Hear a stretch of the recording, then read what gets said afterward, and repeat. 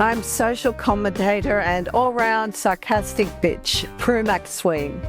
I'm showbiz reporter. Some might say bon vivant. I say somebody in desperate need of a chin strap. Look at that, I tripped over it the other day. And maybe the Barbara Cartland lighting. Craig Bennett, of course it is. With this voice, who else would it be? Hi, I'm TV journalist, former Real Housewife of Melbourne, and walking a job violation, Anjali Rao. 35 years a Crown prosecutor, 7 years a defence counsel. I'm barrister Margaret Cunneen.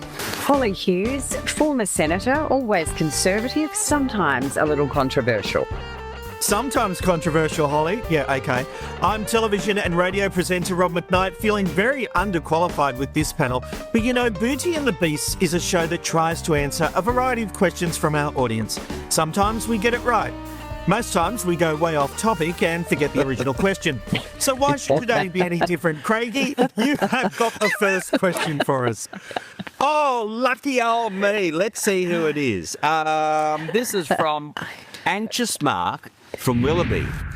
He writes, Dear B&B, my partner is so jealous. I think she's put a tracker on my car. She monitors my phone and has even turned up at work around lunchtime to see if I'm behaving myself.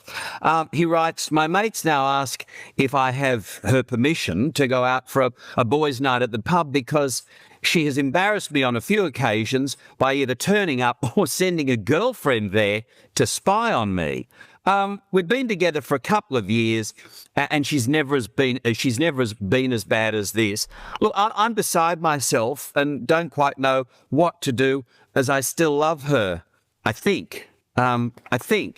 Well, Anxious Mark, this sounds like something from The Bold and the Beautiful, just between you, me, and that ever-present gatepost. Car trackers, phone monitors. If you smell a rabbit boiling away on the stove, I would absolutely run. No, but seriously, my question to you is, have you been a good boy? I mean, are you giving your paranoid partner something to be paranoid about? Let's be on the level here. If not, then it does seem as though she's maybe a little compulsive, obsessive compulsive. You need to talk to her about this quite seriously. And I think let her know maybe she's overstepping the mark, that you have boundaries. The thing that worries me, though, and I've got your letter here, is where you say, I still love her. I mean, you really need to sort out your feelings and go beyond thinking and work out whether you really do still love her. You need to have a chat with her post-haste, I reckon. And if I were you, I would cancel that pub crawl and I would instigate a powwow right now. That's my advice. Take it or leave it. Marg, But you might take it. you work in the courts. I feel like discipline's a very big thing for you. Do you lay the law down with your man? Well, I have been followed around by people in the course of my elephantine memory, and it's pretty creepy.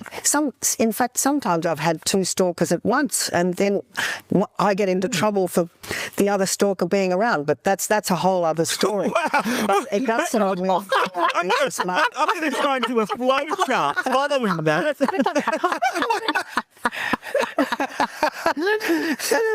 There was an intersection I used to call the centre of the universe because they'd all turn up. One even went past in a bus and caught me out. Anyway, this is not about me, but Oh, it very well could be. Are you sure Marg is not Anxious Mark from Willoughby? It's funny, the suburbs, right? But There you it were does onto make you something. think with Mark's partner that, yes, she wasn't like that at the start. Otherwise, you wouldn't stay with a person like that because it's a very creepy way to live. So examine your own conscience, Mark, and but if not, I agree with Craig. You've got to talk to this lady and find out what's bugging her. And sometimes men do need to have some rules, don't they? Because we tend to go off the rails. Sometimes But no, poor Mark really, because it's like he's in, North Korea with some occasional spooning going on. And he needs a partner who just like surveils their every single move. And women are probably the worst. We are creepy and weird. But Mark. Now, if I said that, I would be in so much trouble. Correct, but you didn't say it. I did. I mean, Mark makes know what's going on. They're taking the piss out of Mark because they can see exactly what he's pretending not to. Unless his missus is running ASIO. Is she? Because Mark's been treated like a stolen car. This is relationship. This is control. What do you think, Prue? Is she going too far or is he overreacting? Oh, I think he needs to run a mile. Look, he may be culpable in some ways that he's making her feel insecure. I wonder if he takes her to the pub or takes her out and makes her feel good. But at the same time, this is so extreme, controlling behaviour. And this is the such she could turn into domestic violence, I would just run a mile. She's clearly insecure, but the problem's going to be, Mark, that I reckon she will hang on and she's likely to become a rabid stalker. You might have to move into state or something to get rid of her. And, in terms of saying you think you love her, well, you clearly don't. You don't want someone like this who's so controlling in your life. Just get rid of her, mate. I might look at this from a different angle here. I think a lot of the time some people project their own insecurities onto their partner. So perhaps she's the one who's concerned about her own behaviour and therefore doesn't trust herself, or she's already been the one up to no good. And so because of her own behaviour, perhaps is a little distrustful of Mark. And he may or may not have done anything to deserve that. I mean, along with the panel, I think it's not all, you can hear the red flags popping up if you listen quietly. But, you never know. It could be her projecting her own fears, insecurities and bad behaviour onto Mark rather than what Mark himself has done. Well, this is a red letter day, and this episode of Beauty and the Beast is going to go viral because a politician has actually made sense. Hollie, that actually makes sense, and we're going to make that her calendar. Tell anyone. Don't make a habit of it, Hollie.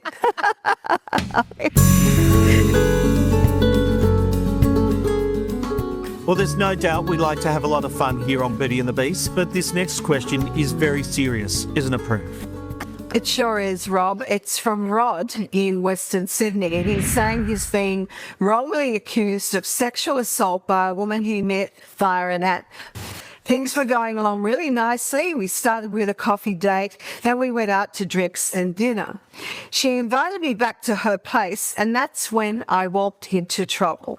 I admit we both had had a few too many drinks, but she was as willing as me when we ended up in the bedroom.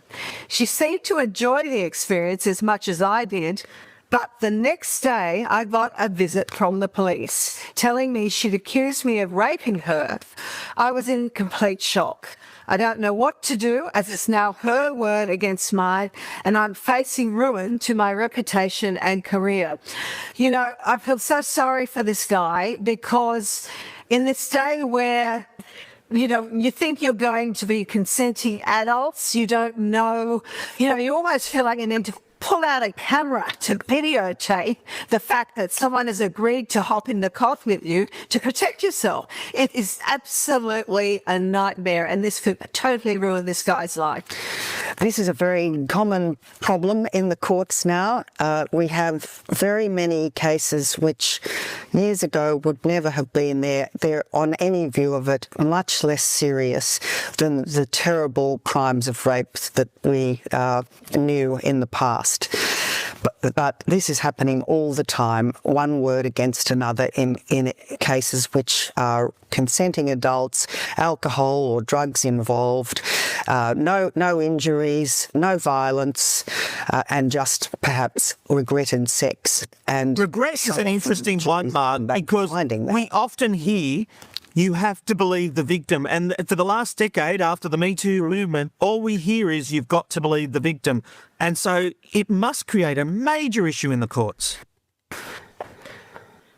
It's such a major issue, but I always say to juries when I'm representing a young man like this one, I say it's great to believe the person, believe the woman when you're her mother, her friend, her workmate or social worker. But for juries, they are judges. And so they can't just believe the woman because that means disbelieving the man. And that can't be the way to approach a judicial function. But this guy's facing more than the prospect of his reputation and career going south. He's facing jail because if he is charged and it goes to court and a jury finds him guilty, he's not even permitted a few weeks to get his affairs in order. He's straight down into the cells and into custody. You know, Margaret, as the mother of sons, it is so frightening to think that these allegations can be made, but that prosecutors are so willing to take these sorts of things to court and really see them, you know, through a full process that you never would have in the past. And it's frightening as to what advice to give your own sons as how to deal with these situations because, you know, when we do know it's happening more and more, thankfully I think we're seeing juries disregard it more and more. But it's a very frightening time. I mean, the thing is that you just have to remember that just because you woke up in the same bed, it doesn't mean that you necessarily went to sleep on the same page. You know, what might be one person's, you know, bit of fun, slap them, take a bit more, might be somebody else's sexual assault. And that's the thing. It's like, you know, when you're sexually interacting with a stranger, because Rod met this woman on an app. They did not know each other previously. You know, throw in a bunch of alcohol, it's probably not going to go that well. And I'm the same as Hollie. You know, I have a son, and it is so, you know, you worry about sort of, you know, teen pregnancy or that sort of thing. My mind actually hasn't gone there to the consent area yet because it hasn't had a reason to. But it is absolutely imperative that we have these conversations you know, with our sons. This is such a tricky topic, and it's been attacked, I think, in such a prudent manner in our conversation. Now, I feel for you if you are innocent. Now, I have a very close friend who went through this nightmare, this process. It was horrendous. Maggie Kirkpatrick, the actress, I'm not spilling tea because it was a highly publicised case, accused of sexual assault, that she assures me and everybody and the courts that this did not happen. 2 court cases. Yeah, she fought it all the way. She didn't do a plea bargain. She fought it because she wanted to prove her innocence. Well, she did, and by virtue of that, the charges were eventually dismissed with a magistrate, and this is what's very interesting, asserting this should never have made its way to the court. But I'm telling you this, and it's not music to your ears, Rod, no matter the outcome, it ruined her life. She hasn't worked since.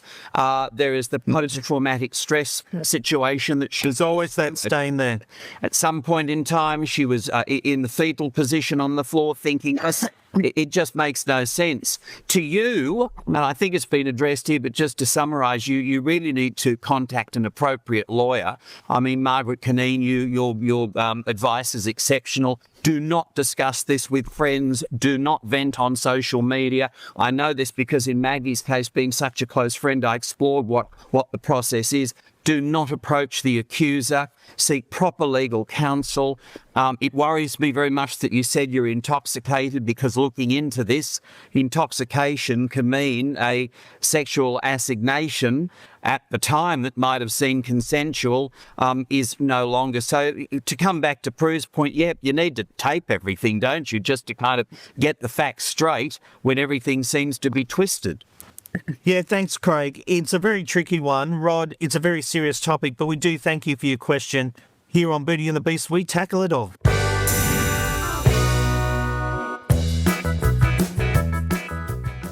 For more Beauty and the Beasts content, join us on social media. We're on Instagram and TikTok at Beauty and the Beasts AU. You are watching or listening to Beauty and the Beast. Thank you for doing so. Marg has our next letter. The next letter is from Gloria from Preston's, and she writes, "Dear Beauties and Beasties, my son is obsessed with football and his footy team. He likes to copy their hairstyles and models himself on his favourites. My problem is that so many players are not great role models for kids with their drug-taking, domestic violence issues and drink-driving records. And what really gets me going is they seem to get light treatment when they go to court. A slap on the wrist and a good behaviour lecture, and that's it. What lesson is that teaching the kids who follow them? And why are some people treated differently in the courts just because they are famous? It's sending the wrong message to all of us." Well, Gloria, firstly, I think that footy players get a bit of a hard go from the criminal justice system. The police really focus on them, but then so do people in the public. When they're out, girls throw themselves at them, boys want to fight them, men want to fight them, and any infraction of the law is really treated very, very harshly by the police, whereas in my memory, the police used to turn a blind eye a bit for a footy star or other sports celebrity. So they get charged a lot, and they do end up in courts a lot, sometimes for no reason. My own client, Curtly Beale, for example, that was a complete lie about him, and thank goodness there was closed-circuit television to show that whereas it was said by the complainant that he'd followed her into the women's toilet, we could see clearly that she followed him into the men's toilet. So sometimes there are false allegations, but let's face it, these young men who are footy stars or stars from other sports are role models in some areas. They're great role models for fitness, for competition, for being a gladiator in your sport. But that should be the limit of it. And so tell your boy that's the areas that you copy them in, and they're just young blokes like everyone else for everything else and have to learn the ways of life. Craig, it's interesting, isn't it? Should we really be treating our sports stars like heroes? Well, I mean, some of them are absolutely heroes, and Margaret just pointed out, that they're not all drunken yobbos who are let off lightly, and then there's those false allegations. But Gloria, I feel like bursting into Laura Branigan's Alan Jones theme song. Gloria, Gloria. I want to be honest here, because this is actually what the question was about. In my callow, silly youth, I remember doing my hair like Ina Harwood's. Seriously, don't ask. I remember speaking that. No, that's for another. Look, the thing is, it was a phase. You still do speak like Jeannie. No, darling, absolutely. But, honestly, Barbara, I sort of feel as though this could be just a phase that your son is going through. No, truly, I said to Barry the other day, darling, it's got to be a phase. It truly does. So I'm just hoping with regard to your son, if this is his fixation at this point in time, that he aligns himself with those footy stars who really are doing good and do absolutely have their heart in it. And, who knows? Mind you, look at me, look at the way I turned out. Maybe just screw up my advice. Throw it in the trash. Ridiculous. You're doing all right, Craig. Ange, it's interesting what Craig says about how we try to emulate our heroes. And I remember going to a hairdresser once and saying, I'd like you to make my hair like Jason Donovan because I liked him because he was with Kylie Minogue. The hairdresser looked at me like, what the hell are you talking about? How can I possibly do that? I mean, at least you didn't go there and off your head that you done like Kylie Minogue. No, that would have been quite something.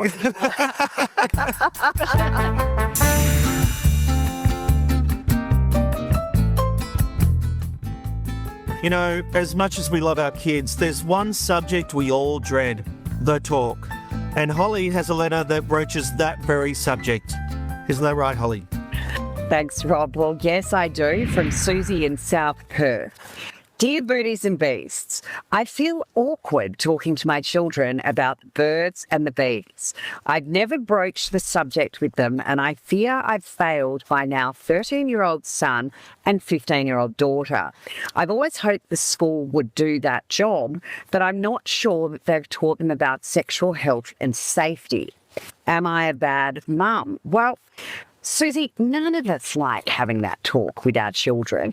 But I think even in light of what we were talking about earlier, it's super important that you do, and you particularly have the discussion both with your son and your daughter when it comes to consent and how you manage those issues. But I hate to tell you, Susie, yes, school would have done quite a bit about sexual health and safety. That's pretty much what the school sex education used to be in my day and age, and I'm pretty sure it still is with 3 teenagers in my household. But I can tell you, Susie, in this day and age, on the internet, I'd be more worried about what they've taught themselves and what you need to get on and make sure they understand right versus fantasy, because that's really getting them to understand the reality of the situation, not the TikTok, Instagram version of what it should be. Prue, I never had the talk with my parents, and I still don't know what I'm doing. Amanda has said, I heard that. My go. I think that parents who don't do it are derelict in their duties. What's wrong with them? It's just about fucking, for Christ's sake. Surely you can tell your children about this. She said ducking, everyone. She said ducking. what is our time, though? So what I do now, I need to make sure I talk to young people all the time about sex, because I know they probably think, who is this? And they're saying, please stop. Praying with them, talking about. Yeah, please stop. They are. But I had all the boarders from my son's school come over. They were all ranging from about 12 to 14. None of them had been told anything. I gave them the whole works from pre-ejaculation. Oh, my goodness. Condoms. I told them about all the stuff to try and get pregnant. So I gave them the whole thing. And I think parents, you need to get over it and make sure your children understand how they can get pregnant, about sexual health, making sure you put condoms in the pantry so that they're not too scared to ask you, and just be responsible, for God's sake. What's wrong with you all? And you've never seen those children again. I think I picked them too. There they are. Look, if I could interject there, Susie, by gum, you could have been my mum in another life, because, you know, it was until I was about 20, I thought I'd been delivered by the stork. I had no idea. Oh, my God, down there. And I got to say, look, to be perfectly frank, 13 and 15, I think that's where your kids are at. Surely to God, by now, they could teach you about the birds and the bees and the fact that they're not actually the birds and the bees. Everywhere you looked, you're smacked in the face by, you know, sexualizations and whatever else. I mean, check with your principal, but I would say, honestly, they probably know more than us. As I say, seemed like only yesterday the stork delivered me. What can I tell you? I'm worried that kids these days have so much access to porn and sex toys at home, they don't even bother going out to meet someone nice because they're tired. And Yeah, Susie, come on now. Would you rather that Pornhub taught your kids? Because let me tell you, Pornhub has never opened with, should we just cuddle and talk about our feelings? You know, but you don't. Susie hasn't had to use bloody Venn diagrams and shadow puppets. You know, all she has to do is say, look, kids, I was never taught how to talk about this either. But I don't want you learning from somebody on the internet called Thrusty69. Because they will.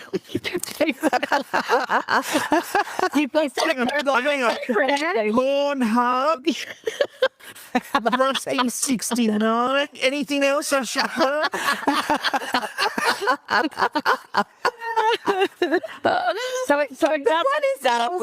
is it with people who call their willies and pussies by names and weirdo things? Why can't they just say vulva, vagina, penis? What's the problem with people these days? I don't know. Hang on, I'll just ask Thomas. Thomas, what do you think?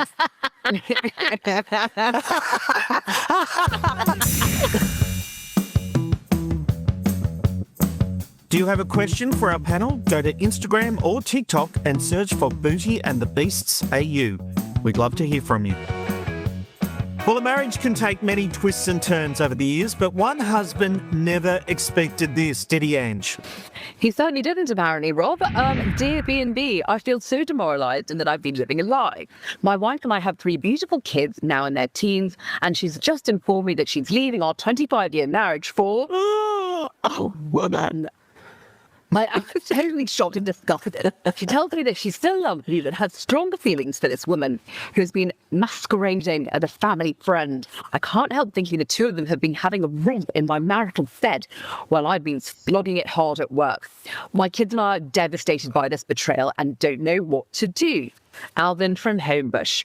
Cut the crap, Alvin. Give me a break. You did not lose her to a woman. You lost her to a version of herself that she could finally live with. Because I'm going to guess that your wife spent decades acting straight. Like, I don't know, like it was a full production that she just couldn't quit. She did the house, she did the kids, she did you. And now she's finally being honest, which is not betrayal, that's courage. And I should know, as a recent out and proud bisexual who spent years denying who I was until an ex threatened to publicly shame me. So I outed myself. And that is a bloody hard thing to do. So your wife is brave, she's courageous, she's strong, and she's embracing who she is. So a bit of respect and a bit of compassion, please. She's given you 25 years. That goes for your kids too. What an arsehole to threaten you by saying, I'll go public about you, He did. your sexuality. And he did. Then he did. That's just woeful. But What about But I'm on TV, so I did it on Housewives. Bigger audience. And so, Ange, good on you? as someone who's been through this, and you can help Alvin understand it. So you start life, you think you're one thing, and obviously as you get older, you become wiser, you become more in tune with yourself. But of course, when you're in relationships, when you've had a child, it's presumably not that hard just to go with how you're feeling. How do you get to that point where you go, no, I have to be true to myself? Well, there actually have been some quite interesting recent studies on this that later, I've always been this way, but the hormonal changes in a woman have brought about this new sort of movement, if you like, of later in life lesbians who weren't necessarily did think that they were straight, and they did do the traditional wife thing, and then their hormones changed, and it changes you as a person. It changes what you want, it changes your makeup, changes your desires. So it could easily have been that maybe she wasn't living a lie, perhaps, but on the other hand she might have been, because there's still such a shame and such a stigma about it. So I think probably a lot of people on the panel would say, well, it's less about that, more about the fact that she was secretive about it. But when it's you're so worried about how you're going to be judged, how people are going to see you. And I've lost friends because of No. Yeah. When you have, it was So hang on. terrifying. People that have known you for ages and Yeah. loved you, and I take the piss out of you all the time, but you and I are good I mates. know. You, I take the piss out of you too, just not to your face. you do it to my face too. Believe me, you don't even notice you're doing it. But I don't understand how your evolution of sexuality means they turn around and they're not your friend anymore. I actually don't understand that. I don't understand that either. It was Bizarre. a shock. The whole thing was a huge shock. And that's why it went. And that's why I can see how Alvin's wife did what she did and felt how she felt. Yeah. So stuff in I know. Alvin. Incredible.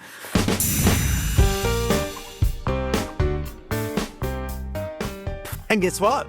That brings us to the end of this edition of Booty and the Beast. For more episodes, or seriously, ask us a question, you never know where our answers will go, make sure you follow us on social media. We are on TikTok and Instagram at Booty and the Beasts AU. That's Booty and the Beasts AU. A big thanks to our panel, Prue, Craig, Ange, Marg and Hollie. I'm Rob McKnight. I hope to see you soon.